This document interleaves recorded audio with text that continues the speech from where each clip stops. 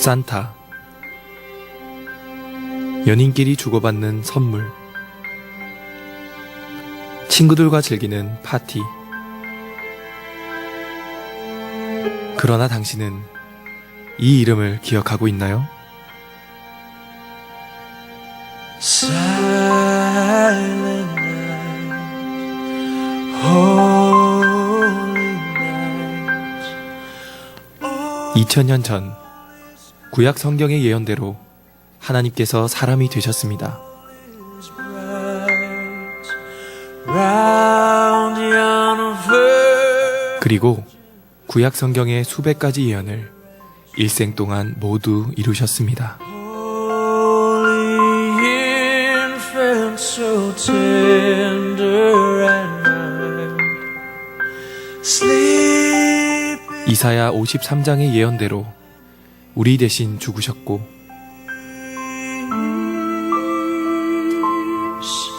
sleep in a head. 예언대로 부활하셨습니다.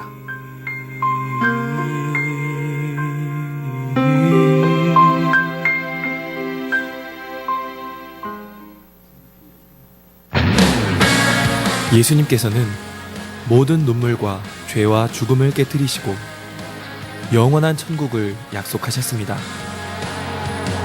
이것이 창조주 하나님께서 이 땅에 다녀가신 이유였습니다. 오늘은 그분을 생각하는 날입니다. 우리의 진정한 주인 예수 그리스도이십니다. Let every heart 그분이 오늘 원하시는 선물은 and heaven 딱 하나, 바로 당신입니다. just sing and heaven 이 땅에 다녀가신 전능하신 하나님 예수 그리스도, 이분이 성탄절의 진짜 주인공입니다.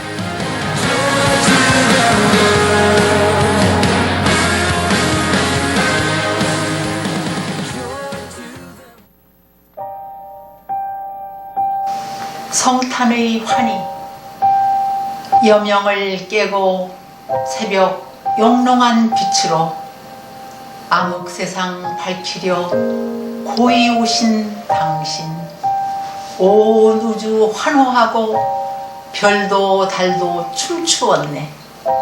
모든 죄인 감싸는 포근한 가슴, 세상째 짊어진 감동의 십자가, 그 이름 예수, 아름다움의 결정체. 이 땅 굳히신 찬란한 기쁨, 희열의 은혜, 숱한 죄악 이기신 승리의 찬가, 값진 면류관, 고결한 그 사랑 영겁까지 이어가리.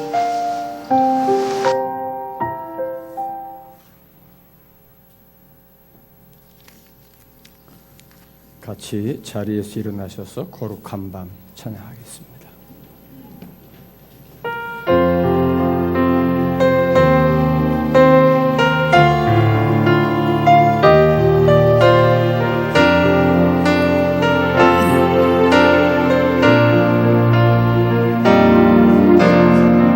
거룩한 밤 별빛이 찬란하 우리 주 예수님 나시니라. 오래 모니터 스크린 띄워주세요.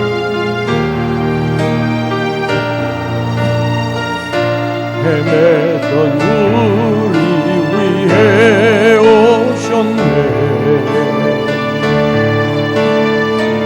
하나님 주의 나신 기뻐하며 희망의 아침 밝아오도다.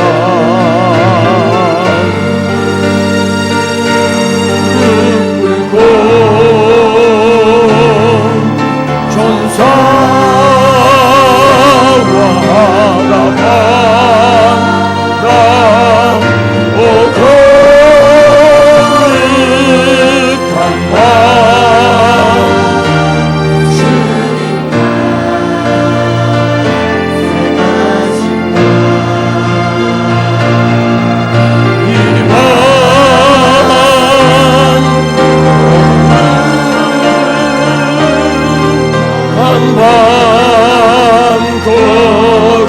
거룩한 마음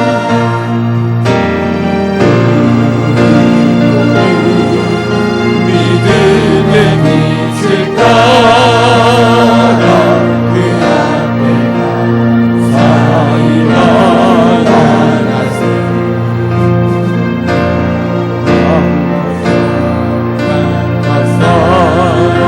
별빛의 인도 따라 주 다신 내일에 찾았네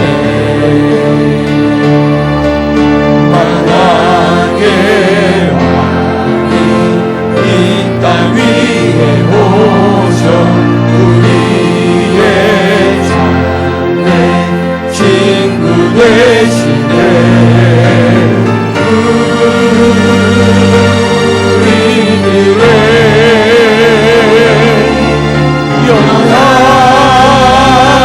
영원하신 주님 다 경배하라 만왕의 왕 주님께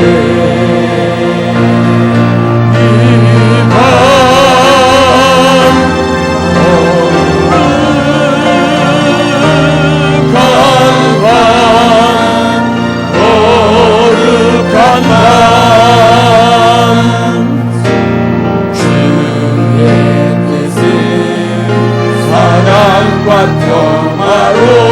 평화로다 우리도 서로를 사랑하세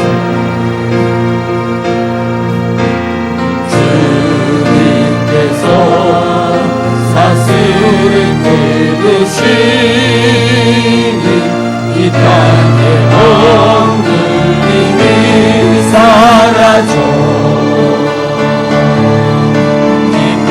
기쁨의 찬송 함께 부르면서 주님의 이름 높이 기리세 주 예수님 그 이름 영원하리 가서 고하세 주님 크신 능력을 이밤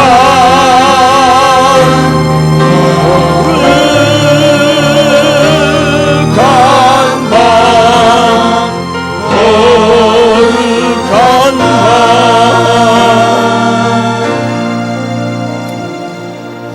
다 같이 신앙 고백하시겠습니다. 전능하사 천지를 만드신 하나님 아버지를 내가 믿사오니 그 외아들 주 예수 그리스도를 믿사오니 이는 성령으로 잉태하사 본디오 빌라도에게 십자가에 못 박혀 죽으시고 장사한 지 사흘 만에 죽은 자 가운데서 다시 살아나시며 하늘에 오르사 전능하신 하나님 우편에 앉아 계시다가 저리로서 산 자와 죽은 자를 심판하러 오시리라. 성령을 믿사오니 거룩한 공예와 성도가 서로 교통하는 것과 죄를 사하여 주시는 것과 몸이 다시 사는 것과 영원히 사는 것을 믿사옵나이다. 아멘. 성군왕도 같이 합니다. 천사가 이르되 무서워하지 말라. 보라 내가 온 땅에 미칠 큰 기쁨의 좋은 소식을 너희에게 전하노라. 오늘 다윗의 동네에 너희를 위하여 구주가 나셨으니 곧 그리스도 주십니다. 아멘. 자리에 앉으셔서 예배를 위해서 우리 함께 기도합니다. 오늘 이 예배 통해서 하나님의 은혜가 우리 가운데 임하기를 또 이 크리스마스 성탄절 주시는 하나님의 크신 축복이 우리 온 세상 우리 성도들 가운데 임하기를 위해서 우리 같이 한 음성으로 다 같이 기도하시겠습니다. 하나님 아버지 감사합니다. 오늘 예배 가운데 하시는 주의 되신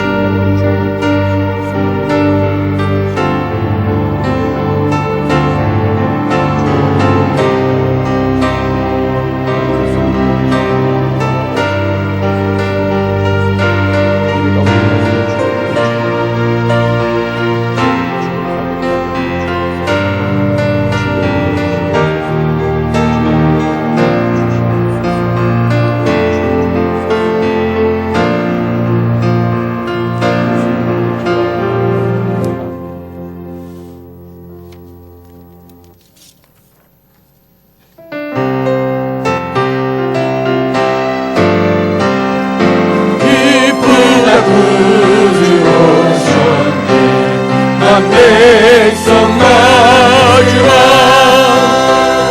온 교회여 다 일어나 나 찬양하여라 나 찬양하여라 나 찬양하여라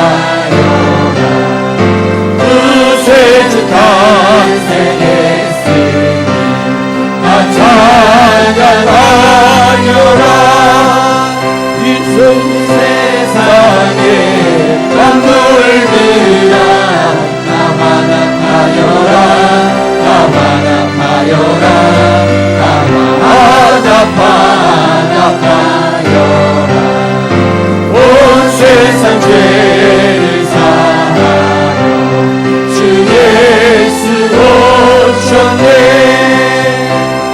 죄와 슬픔 몰아내고 나 구원하시네 나 구원하시네 나 구원하시네 은혜와 진리 되신 주나 주관하시니 만국 백성 주 앞에 다 경배하여라 다 경배하여라 다 경배 온 세상 죄를 사하여 온 세상 죄를 사하여 주 예수 오셨네 죄와 슬픔 몰아내고 나 구원하시네 나 구원하시네 나 구원하시네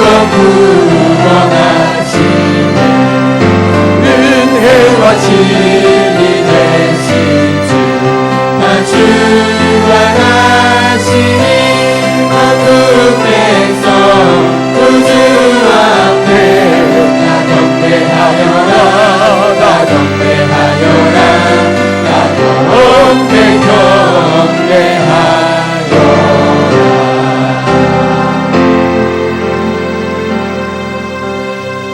할렐루야. 이 시간 우리 미니파이 김창준, 이금비 둘러와서 송구 암송하겠습니다.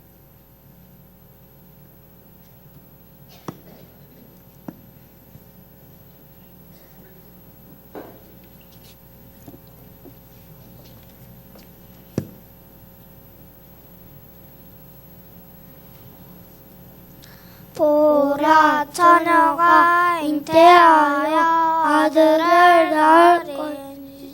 낳을 것이니 그의 이름은 임마누엘이라 하셨으니 이를 벌어간즉 하나님이 우리와 함께 하리라.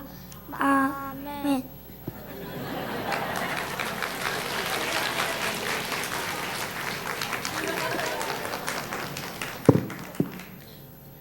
자, 이 시간 우리 기도 시간입니다.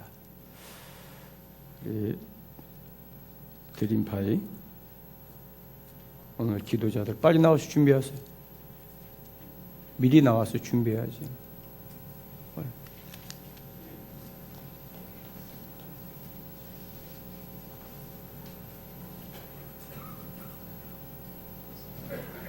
우리 다 같이 기도하시겠습니다.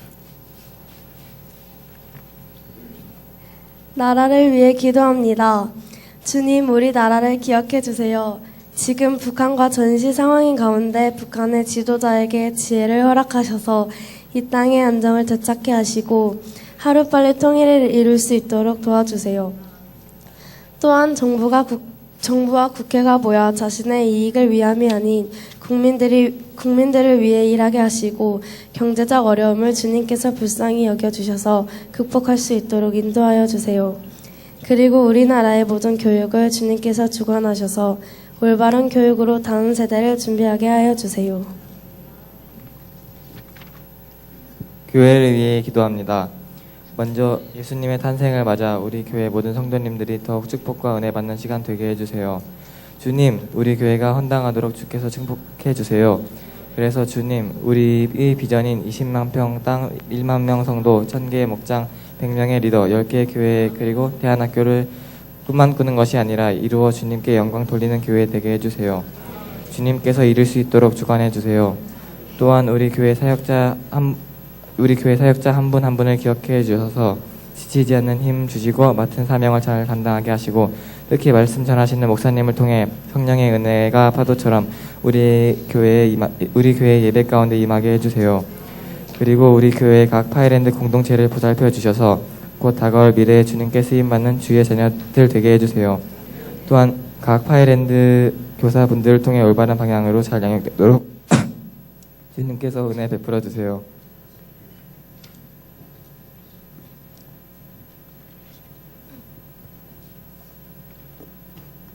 주님, 오늘 성탄절 예배를 드릴 수 있게 해주셔서 감사합니다. 주님, 우리 교회에게 주신 부흥의 날이 이제 9년밖에 남지 않았습니다. 1년 1년 지나갈수록 우리가 더 거룩하고 구별되어 더 합당한 자녀들 될 수 있게 도와주세요. 그리고 우리 모두 쓰임받는 주인공들이 될 수 있게 원합니다. 아버지, 주님께서 우리에게 주시는 비전을 알기 위해 힘쓸 수 있게 도와주세요.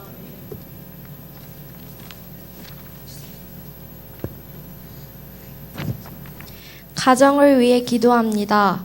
하나님, 우리 교회 모든 가정에게 믿음을 더하여 주셔서 믿음의 가정 되게 하시고 그 믿음을 계승하여 주님을 따르는 명문 가정이 되도록 인도해 주시고 특별히 주님, 우리 교회 믿음의 1세대들을 기억하여 주셔서 이들을 통해 가정 가운데 믿음의 뿌리가 깊이 내리도록 인도해 주세요. 그리고 가정마다 야베스의 축복을 더하여 주셔서 우리 교회 헌당뿐만 아니라 이 지역을 돕는 선한 영향력을 끼칠 수 있도록 도와주세요. 우리 주변에 소외받는 가정들이 있습니다. 이 가정들도 돌볼 수 있는 교회의 역할을 하는 가정들이 될 수 있도록 이끌어 주세요. 2014년에도 모든 가정을 돌봐주신 주님, 2015년에도 인도하여 주세요. 예수님의 이름으로 기도드리겠습니다. 아멘.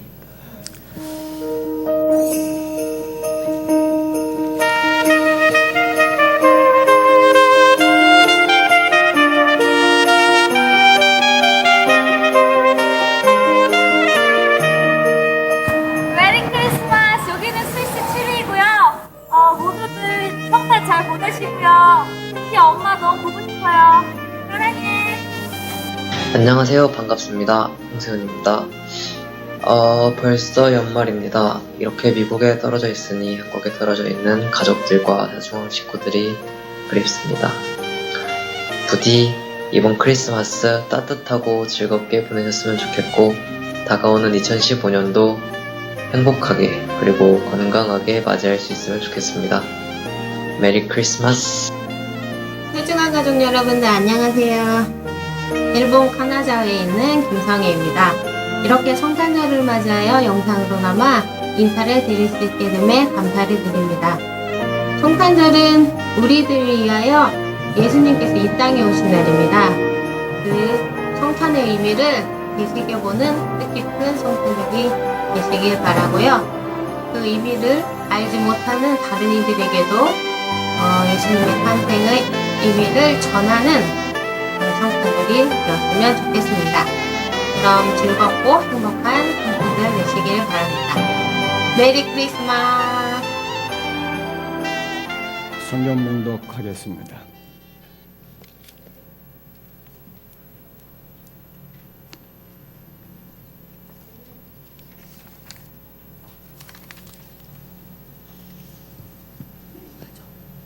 오늘 우리에게 주신 말씀은 성경 마태복음 1장 18절부터 23절 말씀입니다.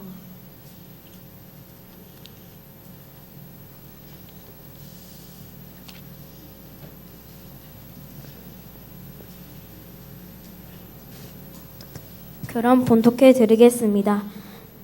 예수 그리스도의 나심은 이러하니라. 그의 어머니 마리아가 요셉과 약혼하고 동거하기 전에 성령으로 잉태된 것이 나타났더니 그의 남편 요셉은 의로운 사람이라.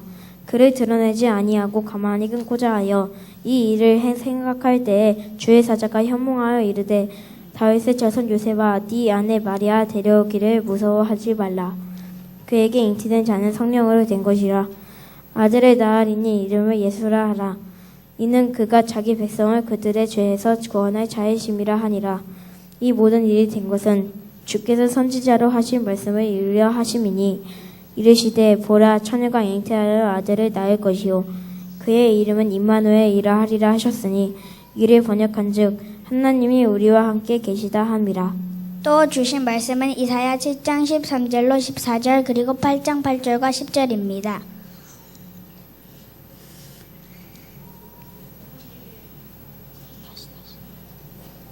이사야 7장 13절 14절 8장 8절 10절.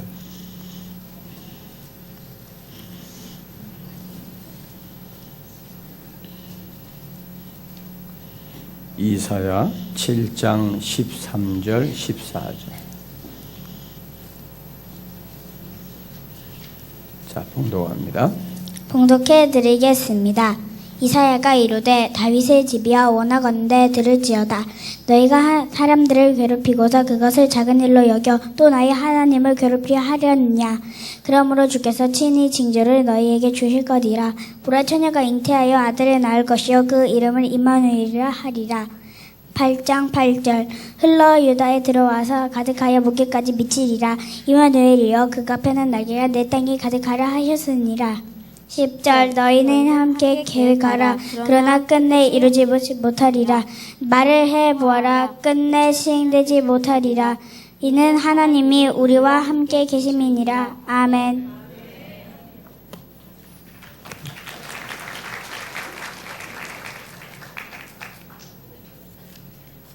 오늘 예배 끝나고 나서 점심 식사는 우리 노관종 김은옥 부부께서 오늘 점심을 대접합니다.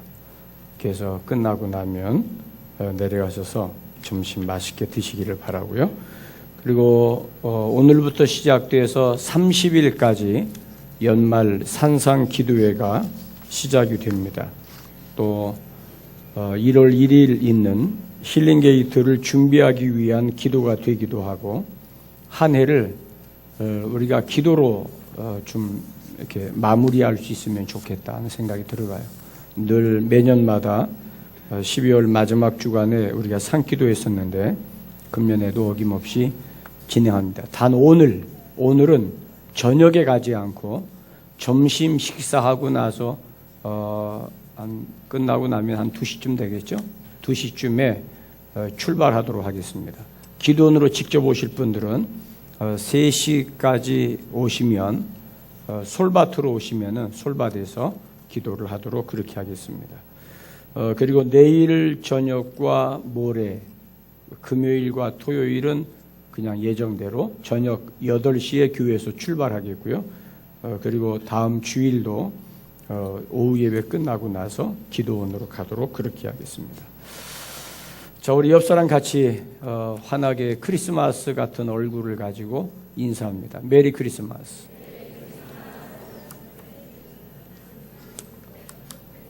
우리 저 위에 4층에도 같이 한번 인사할까요? 거기도 같은 우리 식구들인데 옆사람 보시면서 메리 크리스마스 한번 해보세요. 그 위에도 같이 메리 크리스마스. 한국말 잘 안 되시는가 본데. 오늘 성탄절 어떤 사람은 1년에 한 번은 교회를 간대요. 그날이 성탄절이라고 그러더라고요. 그러나 오늘 우리가 하나님 앞에 이 성탄절 예배 드리면서 정말 하나님의 크신 은혜가 함께하기를 바랍니다. 성탄에 들려온 하늘의 메시지. 우리 한번 따라 하실까요? 성탄에 들려온 하늘의 메시지. 이 모니터 스피커를 좀 키워주세요. 방송실 모니터 스피커를 키워주세요.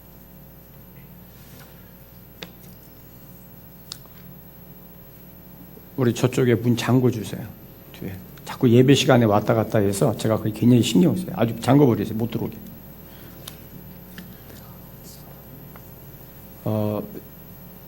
예배 시간에 자꾸 이렇게 왔다 갔다 하는 게 별로 썩 좋지 않아요. 자꾸 습관이 될 수 있고요. 또 우리 가만히 보면은 예배 시간 중간에 꼭 화장실 가는 사람이 있어요. 꼭 그 사람만 가요. 그래도 어른이 아니라서 학생이라서 다행인데 제가 불러서 한번 얘기해야지 해놓고 나서는 예배 끝나면 잊어버리고, 그래서 꼭 그 시간 되고 화장실 가고 미리 갔다 와도 될 건데 이게 습관입니다. 성탄에 들려온 하늘의 메시지. 예수님의 탄생과 연관해서 신약 성경 또 구약 성경에 여러 가지 다양한 말씀들을 기록하고 있어요. 또 예수님이 태어나신 그 탄생을 중심으로 해서 나타났던 기록들 가운데 우리가 대표적으로 많이 보는 기록이 동방박사들이 찾아온 기록, 또 어쩌녁에 읽었던 말씀이고 아마 오늘 새벽에도 그 말씀 읽었을 텐데 누가복음의 밤중에 목자들에게 천사가 찾아간 그 기록, 이런 것들, 그리고 예수님의 탄생과 더불어서 성탄 때마다 늘 말씀되어지는, 근데 이 말씀들을 함께 통합해서 이렇게 보면 하나님께서 왜 그 말씀을 주셨고 왜 이것을 성경에 기록했는지를 우리에게 보여주는 핵심 메시지들이 그 안에 담겨져 있어요. 한밤중에 들에서 양을 치던 목자들에게 천사들이 들려준 메시지, 동방에서부터 온 박사들이 들려준 메시지, 또 요셉과 마리아에게 천사가 나타나서 들려주었던 메시지. 오늘 이 말씀을 제가 준비하면서 여러분은 개개인적으로 오늘 이 성탄절 이 오전 시간에 하나님이 나에게 어떤 메시지를 주실까? 내가 말씀들을 들어서 그 가운데 하나를 내가 골라 잡는 게 아니라 오늘 나에게 주시는 메시지, 그것이 어떤 메시지가 될까? 오늘 이 시간에 함께 귀를 기울이면서 성경 세 군데 말씀을 나누겠습니다. 아까 읽었던 이사야 7장 13절 14절을 다시 한번 봅니다. 이사야 7장 13절 14절 우리 같이 보시겠습니다. 이사야가 이르되 다윗의 집이여 원하건대 들을지어다. 너희가 사람을 괴롭히고서 그것을 작은 일로 여겨 또 나의 하나님을 괴롭히려 하느냐? 그러므로 주께서 친히 징조를 너희에게 주실 것이라. 보라, 처녀가 잉태하여 아들을 낳을 것이요 그의 이름을, 이 말씀이 마태복음 1장 23절에서 요셉이 약혼하고 아직 결혼을 하지 아니한 상태, 아직 정식 결혼을 하지 않은 상태인데 이때 당시에는 약혼만 해도 호적의 부부로 등록을 할 수가 있어요. 공식적으로 부부로 인정이 됩니다. 법적으로. 단 결혼식을 하지 않았기 때문에 부부는 법적인 부부지 아직 부부의 공식 선언을 하지 않았어요. 그래서 부부는 부부일지라도 부부관계를 가질 수가 없어요. 그게 법으로 금지되어 있습니다. 율법에서 엄격하게 금지가 되어 있어요. 그렇기 때문에 요셉과 마리아가 약혼은 정혼은 했지만 아직 결혼하지 않은 상태여서 아이를 낳을 수도 없거니와 부부관계를 가질 수도 없어요. 그런데 자기 아내가 마리아가 임신을 했어요. 아무리 봐도 이것은 임신이에요. 거기 그쪽 문 닫으시고 전도사님도 글로 다니지 마세요.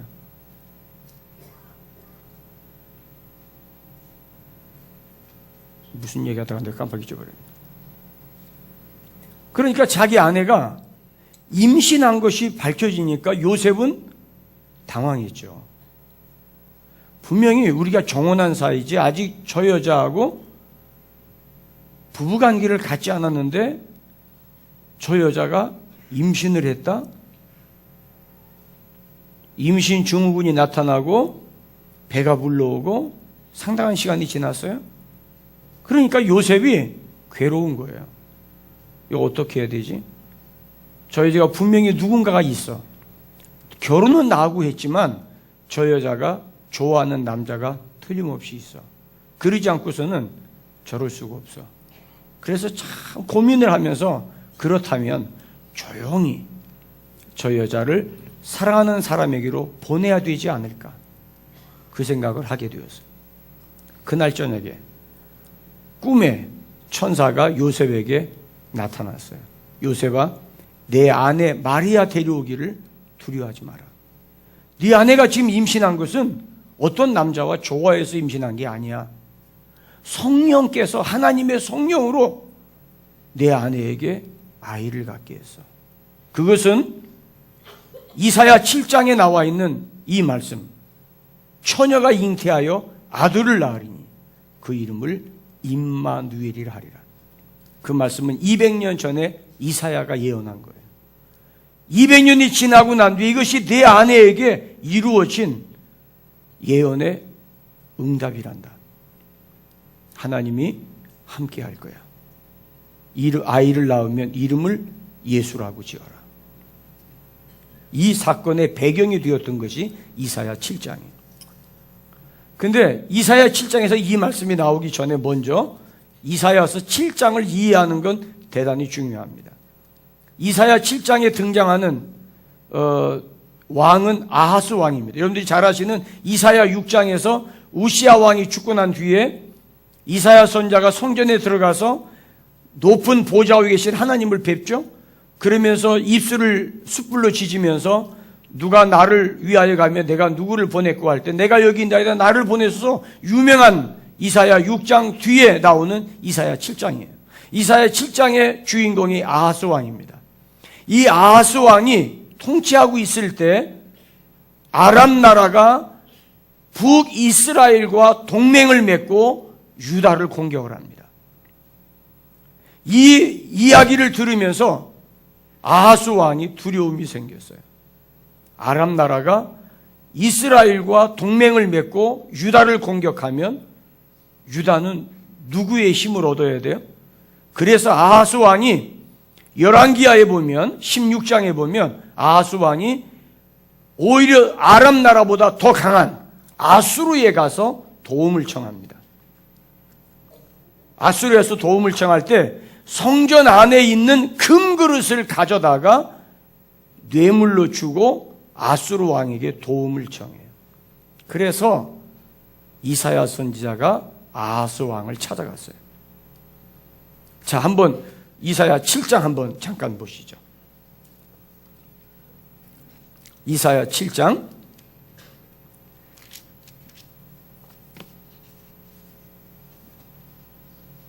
6절을 보겠습니다. 5절 6절 봅니다. 아람과 에브라임과 르말리아의 아들 악한 꾀로, 이 아들이 악한 꾀로 너를 대적하여 이르기를 우리가 올라가서 유다를 쳐서 그것을 쓰러뜨리고 우리를 위하여 그것을 무너뜨리고 다부엘의 아들을 그 중에 세워 왕으로 삼자 하였으나 여호와의 말씀이 그 일은 서지 못하며 이루어지지 못하리라. 여러분 보세요. 아하스 정권을 무너뜨리고 다부엘의 아들을 대신해서 왕으로 세워서 임시 정부를 수립하겠다는 거예요. 자, 여러분, 이것은 아하스 왕에게 굉장한 위협이에요. 지금 자기가 왕으로 통치하고 있는데 외국 세력이 들어와서 아하스 정권을 무너뜨리고 임시 정부를 세우는데 그 정부가 다부엘의 아들, 다부엘은 다윗 계통이 아니에요. 유다 지파가 아닙니다. 다윗의 혈통이 아닌 다른 사람을 세워서 임시 정부를 세우겠다는 말을 했을 때 아하스 왕이 두려움을 갖게 되어져요. 여러분, 어느 시대든지 정권을 공격하고 정권을 무너뜨리려고 할 때 그 정권에 있는 사람들은 두려움을 느끼는 건 당연한 거 아니겠어요? 그래서 하나님께서 이사야 선지자를 통해서 말씀하시기를 걱정하지 마라. 그 일은 이루어질 수가 없다. 왜? 남쪽 유다는 다윗의 혈통이에요. 다윗의 혈통이 아닌 다른 혈통이 왕이 된 적이 없어요. 그러니까 걱정하지 마라. 그러면서 하나님께서 말씀하신 게 9절입니다. 자, 9절 같이 읽어봅니다. 시작. 에브라임의 머리는 사마리아요 사마리아의 머리는 르말리아의 아들이니라. 만일 너희가 굳게 믿지 아니하면 너희는 굳게 서지 못하리라. 자, 이게 무슨 말이냐면 네가, 자, 저를 좀 모아서요.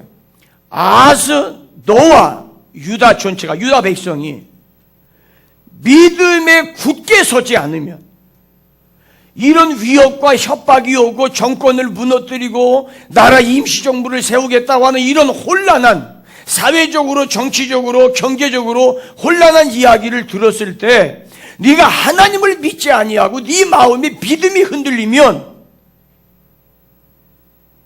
너의 나라는 굳게 서지 못해. 왜 네가 성전의 금을 가져다가 아수르 왕에게 주었어?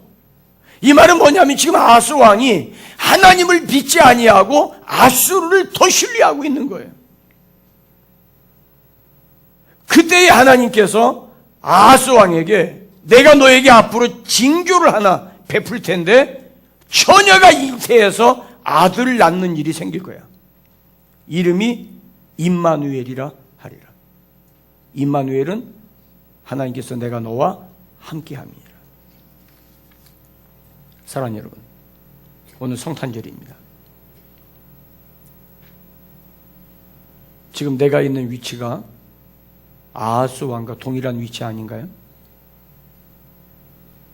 내 위치가 공격받고 위협당하고 외부에서 들리는 소리에는 나를 갈아치우고 다른 사람을 그 자리에 세우고 우리 가정에 위협을 받고 내 사업과 직장과 내가 있는 것이 위기를 당하고 누군가가 나를 무너뜨리려고 모함하고 누군가가 나를 쓰러뜨리려고 나를 위협하고 협박한다는 이야기를 들었을 때 이 문제를 해결하기 위해서 하나님 앞에 엎드리는 것이 아니라 그들보다 힘이 더 강한 누군가를 의지해서 이 문제를 해결하려고 한다면 지금부터 2200년 전에 이사야 선자가 살아있던 아하스 왕의 시대와 다를 바가 없어요. 그래서 하나님께서 아하스에게 말씀하셨어요. 11절입니다. 너는 내 하나님 여호와께 한 징조를 구하되 깊은 데에서든지 높은 데에서든지 구하라. 근데 12절 아하스가 이르되 나는 구하지 아니하겠나이다. 나는 여호와를 시험하지 아니하겠나이다. 여러분 보세요. 이사야 선자가 아하스에게 요구합니다. 높은 데에서든지 낮은 데에서든지 내 하나님 앞에 기도해라. 내 하나님 앞에 구해라. 근데 아하스가 말합니다. 나는 구하지 않겠습니다. 그것이 내가 하나님을 시험하는 것이 될까 봐 명분은 좋아요. 하나님을 시험하지 않겠다는 명분은 좋아요. 그런데 하나님은 말씀하셨어요. 하나님 앞에 징조를 구해라. 여러분, 우리가 신앙생활 하다 보면 때로는 내 생각과 내가 그동안 했던 경험들, 내가 가지고 있던 모든 것들을 총동원해서 그게 내가 하나님 앞에 바르게 가는 길이라 생각해서 하나님이 구하라고 하는데 거부할 때가 있지 않아요? 하나님은 나에게 말씀하시는데 내 알량한 신앙으로 내 얄팍한 믿음의 지식 가지고 하나님 앞에 하나님의 정도를 쫓아가기를 포기하지 않습니까? 하나님을 시험한다는 명분을 내세워서 아하스가 구하지 않겠다고 말합니다. 그러나 그것은 구하지 않겠다는 것은 아하스의 신앙 고백이 아니라 불신이었습니다. 그래서 13절에 네가 하나님을 괴롭히는도다. 네가 하나님을 괴롭히는도다. 내가 신앙이라는 이름으로 하나님을 괴롭게 했다고 생각하지 않으세요? 내가 믿음이라는 이름으로 하나님의 마음을 괴롭힌다는 생각해 본 적 없으세요? 내 신앙은 지금 하나님 앞에 정상적으로 올바르게 가고 있다고 생각하십니까? 내가 가지고 있는 지식적 판단, 내가 가지고 있던 경험들, 나는 하나님 앞에 올바르게 한다고 나는 신앙 고백이라고 생각하는데 그것이 오히려 불신앙이 되어지고 하나님을 괴롭히는 것이라면 엄청난 역반응이 우리에게 주어질 수 있어요. 그때의 하나님께서 이사야를 통해서 아하스 왕에게 하신 말씀이 이 말씀이에요. 처녀가 잉태하여 아들을 낳을 것이다. 이게 무슨 이야기예요? 우리는 이 말씀이 예수님의 탄생과 직결되었다는 것을 이미 우리는 알고 있어요. 왜냐하면 2000년이나 지난 지금의 우리가 이 말씀을 보았기 때문에 알 수 있지만, 그때 당시에 이 말씀은 상상도 할 수 없는 이야기예요. 처녀가 어떻게 아이를 낳아요? 아니, 결혼하지 아니한 처녀가 어떻게 아이를 낳습니까? 어떤 성경학자들은 이걸 가지고 처녀가 아니라 여자다, 부인이다 이렇게 해석합니다마는 옳지도 않는 이야기예요. 히브리어 원문은 이 말씀이 분명히 처녀로 되어 있어요. 이거를 사람이 우리가 이성적으로 이해할 때 처녀가 아이를 갖는다는 것을 이해할 수 없기 때문에 자꾸 이 말을 넓게 해석하기 위해서 여자라는 말로 자꾸만 해석하려고 하는데, 그것은 이성주의가 가지고 온 결과이지 하나님의 말씀에 대한 절대 신봉자가 가지고 온 이야기가 아니에요. 처녀가 어떻게 아이를 낳을 수 있어요? 처녀가 어떻게 임신을 해? 말도 안 되는 얘기예요. 그거는 과학적으로 합리적으로 있을 수 없는 이야기예요. 그런데 하나님께서 개입하시면, 하나님께서 역사하시면 처녀가 아이를 낳는다는 말은 내 상식과 내 이성을 초월한, 이 세상 과학과 그 누구의 이야기도 초월한 하나님의 초자연적인 역사가 나타날 수 있다고 하는 하나님의 역사하심이에요. 이것을 믿는 것이 믿음이에요. 그것이 역사적으로 이루어진 날이 성탄절이에요. 하나님이 함께 하셔야만 이루어질 수 있는 일, 하나님이 함께 해야만 성공할 수 있는 일. 그래서 예수님의 탄생은, 처녀의 몸을 통해서 이 땅에 오신 것은 하나님께서 너와 함께 하시리라는 임마누엘에 대한 역사예요. 그것은 예수님과 함께 하시는 거예요. 예수님의 세례받고 요단강에서 올라오실 때, 내 사랑하는 아들이여 내 기뻐하는 자라, 내가 저를 통해 내 뜻을 다 이루리라. 다윗에게도 말씀하셨고 예수님에게도 말씀하셨어요.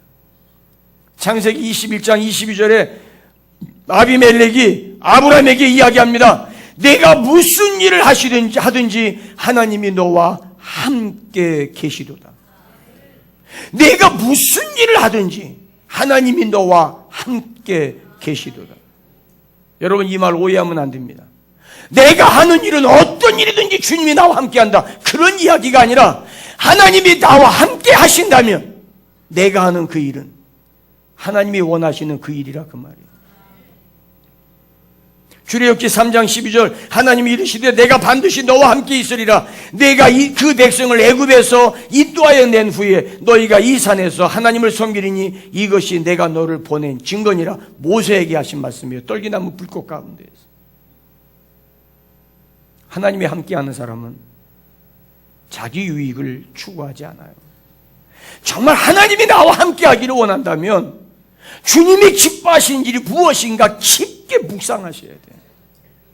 여호수아 1장 5절 내 평생에 너를 등이 당할 자 없으리니 내가 모세와 함께 있던 것 같이 너와 함께 있으리라. 내가 너를 떠나지 아니하며 버리지 아니하리라. 이사야 41장 10절에 두려워하지 마라. 내가 너와 함께함이니라. 놀라지 말라. 나는 네 하나님이 되면이라. 내가 너를 굳세게 하리라. 참으로 너를 도와주리라. 참으로 나의 의로운 오른손으로 너를 붙들리라. 우리는 이 말씀을 잘못 적용하면 하나님이 나와 함께 하시니까 내가 무슨 일을 하든지 내가 다 형통할 것이다. 그건 착각이에요. 그건 하나님의 말씀 성경을 왜곡하는 거예요. 하나님이 함께 하시면, 정말 하나님이 함께하는 사람은 자기 유익을 추구하지 않습니다. 하나님이 정말 나와 함께하는 걸 내가 느끼고 경험한다면, 하나님의 임재가 나에게 나타났다면, 정말 성령의 기름 부으심이 나에게 있다면 그걸 가지고 내 유익과 내 만족을 위해서 사는 사람이 될 수가 없어요. 하나님이 함께하는 사람은 하나님을 기쁘시게 합니다. 하나님이 함께하는 사람은 하나님의 일에 먼저 생각합니다.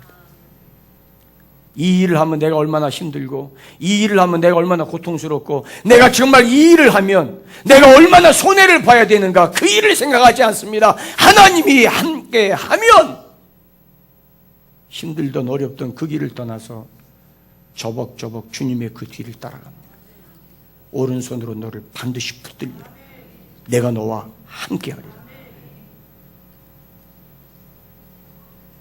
우리 주님께서 탄생하신 이 성탄의 아침, 이 기쁜 소식은 하나님께서 우리 주님과 함께 하심으로 죄인을 구원하신 위대한 역사적인 사건을 이루셨다고 하면, 오늘 이 성탄절 이 아침에 하나님이 여러분들과 함께하는 임마누엘의 은혜를 통해서 나의 유익이 아니라 하나님을 기쁘시게 하는 그 삶에 초점을 맞출 수 있게 되기를 바랍니다. 마태복음 2장 1절로 10절에 보면 동방 박사들이 별을 보고 예루살렘의 헤로드 왕을 찾아가는 사건이 나옵니다. 언뜻 보아도 알 수 있는 위대한 박사들입니다. 당시에 박사라고 그러면은 요즘으로 말하면은 천문학자들입니다. 물론 별을 보고 점을 치는 사람도 있어서 점술가도 있다고 그래요. 그러나 여기 이 사람들은 유대인의 왕으로 태어난 아기를 찾아온 사람들이에요. 저는 마태복음 2장 1절로 10절 성탄 때마다 여러 번 제가 이 설교를 했어요. 제가 제일 먼저 이 설교를 했던 때를 제가 기억합니다. 교회 처음 개척하고 얼마 안 됐을 때 조그마한 학구방 같은 곳에서 이 말씀을 전하면서 예수님의 탄생에 비추어본 예수님의 재림이라는 제목으로 설교한 적이 있어요. 동방박사들은 별을 보고 찾아왔는데 정작 그 동네에 살고 있는 사람들은 아무도 몰랐어요. 모르는 정도가 아니라 그 사람들은 어디에서 메시아가 태어날 것인지, 유대 땅 베들레헴만 너는 모든 유다 고을 중에 가장 작지 아니하도다, 베들레헴에서 메시아가 태어날 것이라는 것까지도 정확하게 알고 있었어요. 그런데 문제는 동방박사들이 그의 별을 보고 왔다고 이야기했으면 베들레헴에서 메시아가 태어날 것이라고 알고 있는 대제사장과 서기관들이라면, 정말 그들이 하나님을 섬기는 사람들이라면 거기 찾아갔어야죠.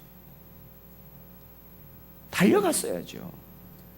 메시아가 오셨다는데, 메시아가 태어나셨다는데 어떻게 거기를 안 가볼 수가 있어요?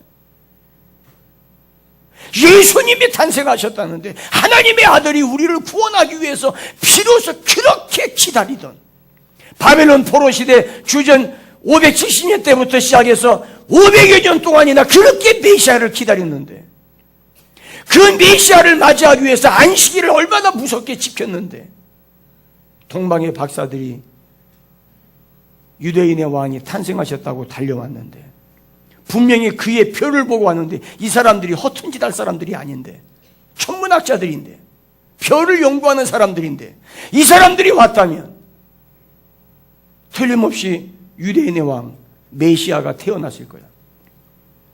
한 번만 생각했다면 헛일 삼아서라도 찾아갔을 거야. 한 번만 제대로 생각했다면 대제사장이 자기는 안 가더라도 자기 밑에 있는 사람들 얼마나 많아요. 너 한번 갔다 와봐, 한번 확인 좀 해봐 했어도 가능할 일이에요. 아니면 베들레헴에 전화해서 알아봐도 돼요. 한번 알아보라고. 요즘 같으면 핸드폰으로 다 인증샷 찍어가지고 올릴 거 아니겠어요?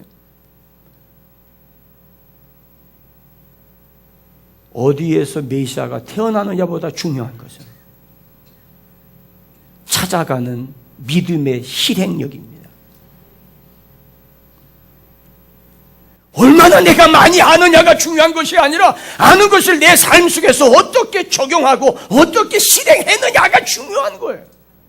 오늘 한국교회가 위기를 당하는 것은 성경을 몰라서가 아니에요.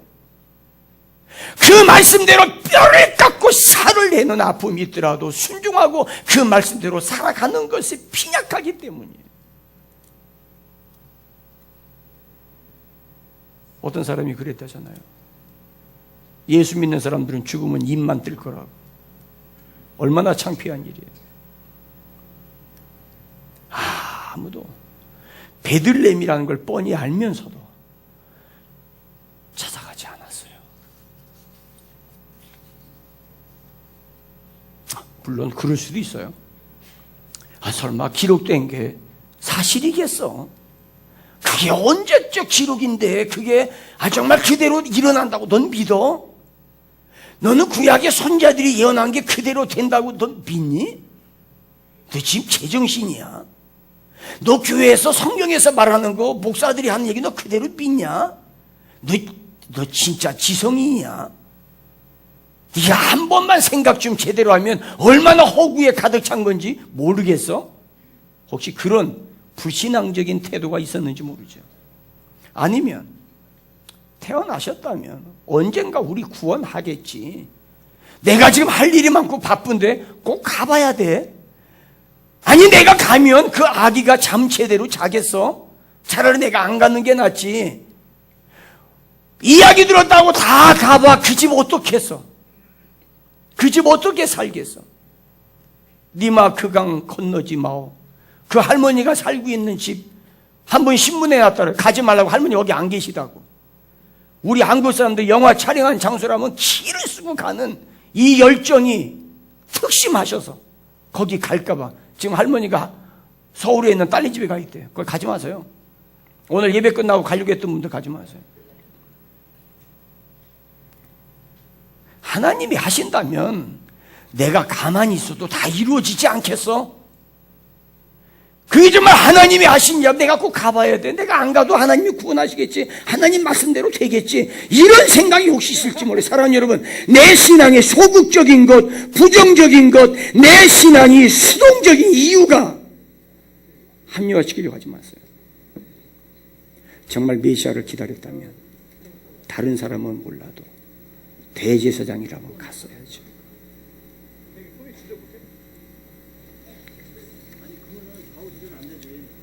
거기다가 헤롯은 아기 예수를 찾아서 죽이려고 하는 음모까지 꾸미고 있었어요. 성탄절 아침 거울에 비친 여러분들의 모습은 무엇이었습니까? 예수님의 탄생과는 거리가 먼 그런 삶 아니었나요? 예수님 다시 오실 때도 이와 똑같은 일이 벌어지지 않는다고 누가 장담하겠어요? 예수님 말씀했어요. 노아의 때와 같이 인자의 임함도 그러하리라.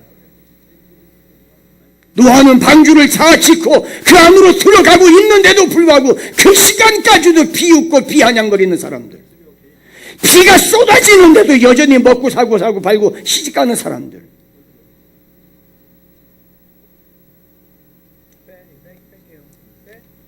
왜 하나님의 일에는 그리도 냉담하고 왜 내 영혼과 직결되는 문제 앞에는 왜 그렇게 모르는 척하게 되어졌는지, 자신의 흥미나 취미와 상관없이 진정 하나님의 하시는 일을 환영하며 반겨야 될 성도의 의무가 내게 있다는 걸 기억하시기 바랍니다. 마지막 세 번째로 누가복음 2장 8절로 14절입니다. 목자들이 밤에 양떼를 치던 그 들녘입니다. 11절에 보면 보라 다윗의 동네에 너희를 위하여 구주가 나셨으니 곧 그리스도 주시니라. 예수님이 태어났던 그날 밤에 아마도 천사가 이 목자들에게 그날 알려주신 것 같아요. 동방박사들이 왔을 때는 이미 상당히 시간이 지난 뒤였어요. 왜냐하면 예수님의 탄생했을 때 별을 그때부터 쫓아왔으니까 이미 마리아와 요셉은 마국간에서 이미 빠져나왔던 시간이에요. 이미 거기에 없어요. 그런데 예수님이 태어났을 때 바로 얼마 되지 않았을 그때에 목자들이 간 것은 바로 이 시간이에요. 목자들이 밤에 들에서 양을 치고 있을 때 천사가 나타났어요. 보라, 다윗의 동네에 너희를 위하여 구주가 나셨으니 곧 그리스도 주시니라.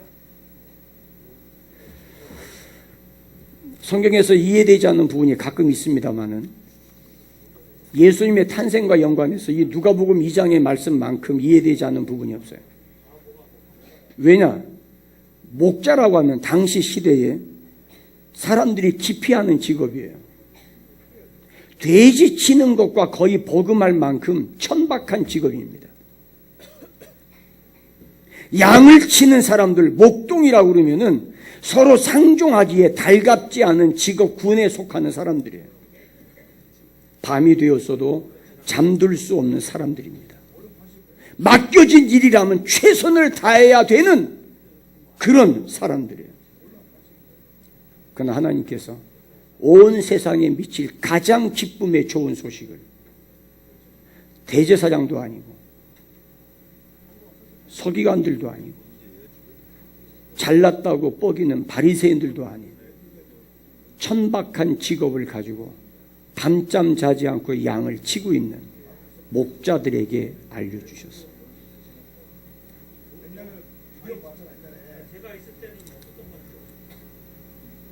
하나님은 좋은 소식이 있으면 나한테 제일 먼저 알려주실 거야. 교회에서 어떤 일이 있으면 내가 제일 먼저 알아야 돼. 근데 하나님은 오히려 몰라도 되는 사람들에게 먼저 알려주실지 몰라요. 어쩌면 하나님께서 담임 목사인 저에게는 알려주지 아니하시고 교회 안에 늘 천박하게 누가 만나도 인사하지도 않는 그런 사람들에게 우리 교회의 비밀을 알려줄지 그건 모르는 일이에요. 누가 성탄의 주인공입니까? 천박한 직업의 사람들, 목자들이었어요. 알려준 것으로 끝난 게 아니라 그날 밤 역사적인 우주적인 대공연이 펼쳐졌어요. 천군과 천사들이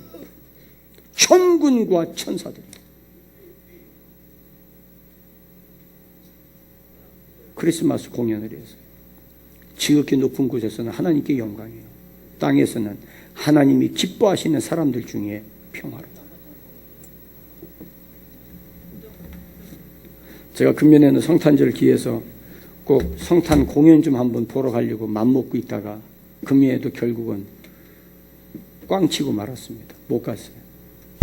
참 그렇게 안 되네. 그렇게 핸델의 메시아 공연 있으면 꼭 좀 가려는데 갔다 온 지가 벌써 10년이 넘었어요. 참 너무 아쉬웠어요. 작년에 캠브리지에 갔을 때 킹스 칼리지 합창단원들이 메시아 공연한다고 붙었는데 그때까지 안 가고 있으면 얼마나 좋았을까. 제가 귀국하고 난 그 다음 주에 거기서 킹스 칼리지 유명한 합창단이 메시아 공연을 한다고 광고가 나왔더라. 그거는요 돈이 문제가 아닙니다. 킹스 칼리지 채플에서 메시아 공연하는 그거는 돈이 문제 아니라 그 공연 보기 위해서 사람들이 얼마나 몰리는지 몰라요.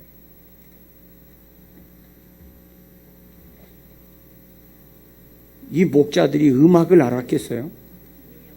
이 목자들이 예술이 뭔지 알겠어요? 이 목자들이 문화를 알겠어요? 양 똥이나 치고 양떼나 몰고 다니면서 밤잠도 제대로 못 자고 양과 목숨을 바꾸는 그 사람들에게 하나님은 최고의 아티스트를 동원해 가지고 목자들을 위해서 공연을 베풀어 주셨어요. 아마 이 목자들은요 평생 그 순간을 못 잊을 것 같아요. 얼마나 흥분했겠어요. 얼마나 좋았겠어요.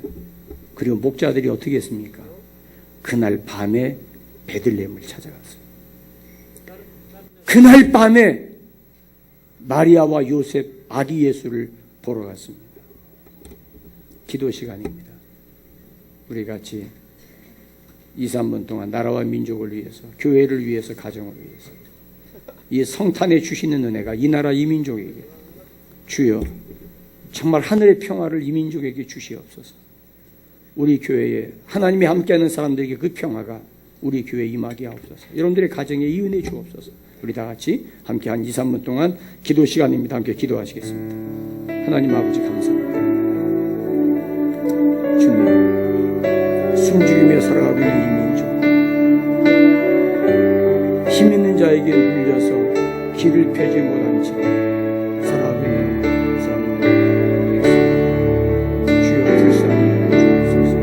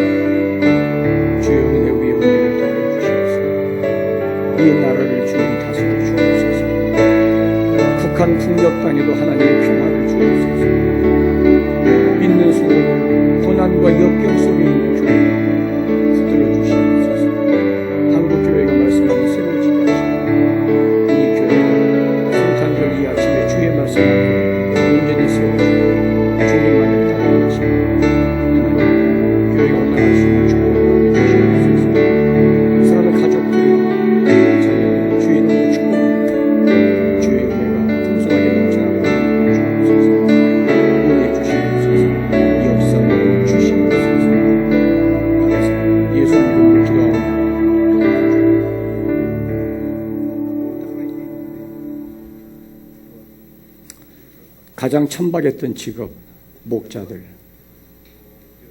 그들이 진정한 성탄의 주인공이었어.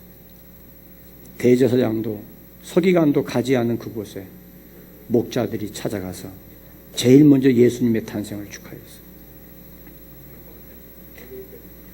여러분, 이 성탄을 누구와 함께 나누고 싶으세요? 이 최고의 기쁜 소식을 누구에게 알려주고 싶으세요? 귀찮아서 홀로 있고 싶어함으로 여러분 스스로를 고립시키지는 않습니까? 저는 기가 막힌 통계를 봤어요. 1년 중에서 가장 많이 성적으로 부패하고 타락한 때가 24일 밤이었어요. 가장 거룩해야 될 밤, 가장 엄중해야 될 그 밤, 가장 죄악으로 더럽혀지고 탐욕으로 일그러지는 밤이 되었는데, 기가 막힌 것은 크리스천 예외가 아니라는 이야기. 아니 이걸 올려내요. 메인을 올려줘야 봐. 사랑하는 사람들과만 성탄절을 함께 보내겠다고 하는 이런 극단의 언제쯤 우리가 털쳐버릴 수 있을까요? 자기의 유익밖에 모르는 독선주의의 영혼을 바라보는 이 세태를 언제까지 우리가 지켜봐야 됩니까? 성탄절을 광란과 범죄의 순간과 기회로 삼는 이 시대를 성도들이 언제쯤 극복하고 고요한 밤이, 거룩한 밤이 될 수 있을까요? 성탄절, 오늘 여러분들에게 주는 하나님의 메시지는 무엇입니까?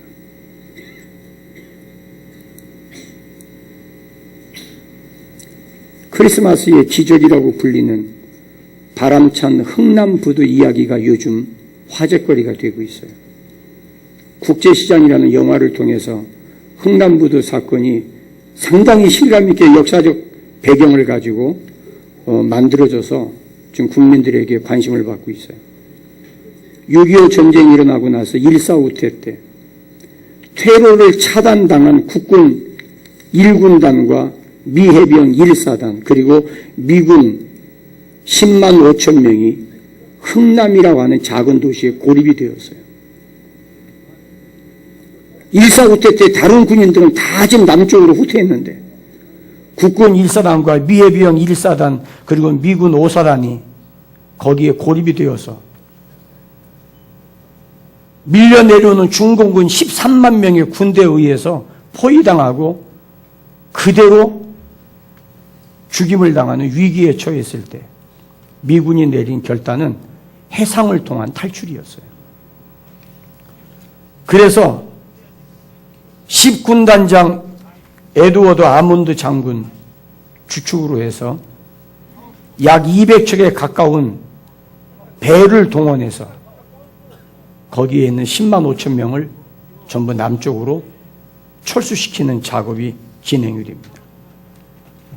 이 소식을 들었던 피난민들이 10만 명이 흥남부두에 새까맣게 몰려들었어요. 아우성이어서. 배를 타고 1진, 2진, 3진 전부 철수해서 내려갑니다. 마지막 배 한 척이 남았습니다. 메로디스 빅토리오라고 하는 화물선이었어요. 이 배가 마지막 남은 것은 이 배에 마지막 군수 물자를 다 싣고 철수하는 게 마지막 임무였어요. 이 배는 그렇게 크지 않습니다. 길이가 138m, 7,600톤의 그렇게 크지 않은 화물선이었어요. 군수 물자를 다 싣고 나니까 이 배에 태워야 될 정원은 불과 60명이었어요. 거기에 미군들, 나머지 잔존한 뒤처리하는 승무원들 47명이 타고 나면 민간인들 태운다고 해봐야 13명밖에 태울 수가 없었습니다. 그런데 흥남부두에 10만 명의 피난민이 몰려들었어요. 아우성이었어요. 그때 현봉학 박사라고 의사로서 미 식군단 민사 고문으로 있던 이 사람이 눈물로 호소합니다. 장군, 살려주십시오. 만약에 우리가 이들을 버리고 가면 중공군에 의해서 전몰당합니다. 이 사람들이 유엔군을 도왔기 때문에 유엔군을 도왔다는 그것만 가지고도 재판 없이 죽임을 당합니다. 목숨만이라도 살려주세요. 울면서 애원했어요. 이 현봉학 박사의 비화가 공개된 거예요. 그래서 레너드 라우 선장이 결단을 합니다. 그리고 선원들을 시켜서 배에 실었던 25톤의 군수 장비를 전부 다 다시 끄집어 내렸습니다. 그리고 배에 피난민들을 태우기 시작했어요. 피난민들이 전부 다 보따리 짐을 가지고 배에 타는데 이 라우 선장이 한 사람이라도 더 태워라. 그래서 피난민들도 자기들이 가지고 탔던 모든 보따리 다 바다에다 다 집어던졌어요. 미군들이 우리를 살리려고 군수물자 내려놨는데 우리가 욕심 부릴 게 뭐가 있는가. 그래서 다 내려놓고 무려 10만 명의 이 몰려들었던 사람들 가운데서 다 도망가고 마지막 남은 14,000명이 이 배에 타는데 걸린 시간이 무려 16시간이나 걸렸어요. 12월 22일 밤 9시 20분에 흥남부두를 떠나서 이 배가 남쪽으로 향합니다. 12월 24일입니다. 부산항에 도착했는데 14,000명 피난민을 어떻게 받아요? 그래서 부산항에서 하선을 거부했어요. 그래서 다시 이 배를 돌려가지고 간 곳이 거제도 장승포항입니다. 도착한 날이 12월 24일이었어요. 누울 자리도 없었어요. 14,000명이 탔기 때문에 누울 자리 없이 쪼그리고 앉든지 서든지. 그래서 이 배가 장승포항에 도착할 때까지 한 사람의 희생자도 없이 아픈 사람 하나 없이 도착하는데 놀라운 것은 오는 3일 동안 배 안에서 갓난아기 5명이 태어납니다. 14,000명이 탔는데 14,005명이 내린 거예요. 미군들이 아이들 이름 붙였습니다. 첫 번째 아이 김치1, 김치2, 그래서 김치5가 이 메르디스 배에서 태어난 아기 5명의 별명이 되었어요. 이 사건이 있고 나서 지금부터 10년 전 2004년 9월 21일 가장 많은 피난민을 사고 없이 한 배에 가장 많이 구조한 역사적인 사건으로 기네스북에 기록이 됩니다. 배 한 척에 14,005명을 구조한 배로 기록이 된 거죠. 크리스마스의 기적입니다. 가장 인도적인 구출 작전으로 세계 역사에 기록이 남았습니다. 후일에 레너드 라우 선장이 회고록에 이런 고백을 했습니다. 어떻게 그렇게 작은 배가 그렇게 많은 사람을 태울 수 있었는지 지금 생각해도 이해가 되지 않는다. 더군다나 한 사람도 목숨을 잃은 사람 없이 끝없이 그들을 설득하고 그 위험 속에서 심지어는 먹을 게 없어서 폭동이 일어날 그 환경에서도 그들을 잠재우고 모든 선원들 47명이 달려들어서 피난민들을 위로하고 격려하면서 차가운 겨울바다를 헤치고 황량하게 한국의 바다를 항해해서 장승포항에 도착할 수 있었던 것은 이 라우 선장이에요. 하나님이 이 배에 키를 잡고 있다는 확실한 메시지가 있었기 때문이었다. 그의 고백입니다. 이 사람이 나중에 퇴역하고 난 뒤에 수도사가 되었어요. 여러분들에게 성탄절은 어떤 의미입니까? 여러분들은 성탄절을 통해서 나만 유익하고 나만 즐겁고 나만 행복하면 되겠습니까? 여러분들 이 성탄절에 하나님이 주신 기쁨과 축복을 누구와 나누시겠습니까?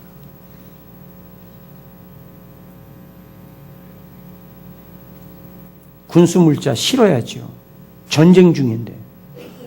흥남부두 철수하면서 부둣가에 남겨놓았던 군수물자 폭파시켰습니다. 중공군들이 손에 넘어갈까 봐. 이것이 유명한 바람찬 흥남부두라는 노래가 나오게 된 배경입니다.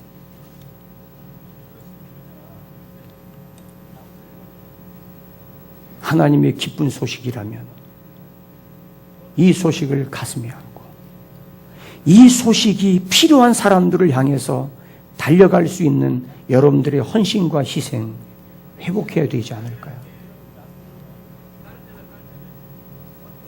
대제사장 서기관이라고 하면서 그 장소는 엄연히 알고 있으면서 축하하기 위해서 한 사람도 달려간 적이 없는 타락한 시대가 2000년 전 예루살렘이 아니라 오늘 이 시대 우리의 모습 아닌가요? 말은 그럴듯하게 하면서 실행력이 없는 껍데기뿐인 믿음, 지금 나의 본 모습이 아닌가요? 성탄절에 들려온 하늘의 메시지 들으셔야 합니다. 기도하시겠습니다.